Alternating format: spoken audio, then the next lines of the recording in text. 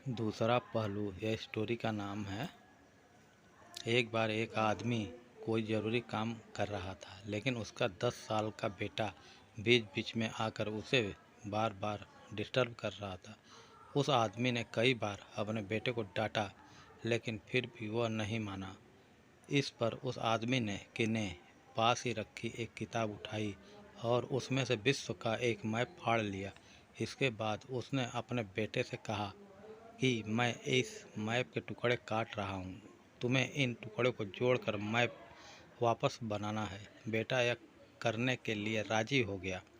आदमी ने विश्व के मैप के टुकड़े करके बेटे को दे दिए और मन ही मन यह सोचकर खुश होने लगा कि अब वह कुछ घंटे आराम से काम कर सकेगा, क्योंकि उसका बेटा मैप जोड़ने में व्यस्त रहेगा। बेटा मैप के टुकड़े लेकर चला गया और आदमी अपने काम में लग गया। कुछ मिनटों बाद ही बेटा दौड़कर उस आदमी के पास आया और बोला कि पापा, मैंने मैप पूरा कर दिया। बेटे की बात सुनकर आदमी को विश्वास ही नहीं हुआ। उसने अपने बेटे के हाथ से मैप लेकर देखा तो वाकई वह पूरा हो चुका था।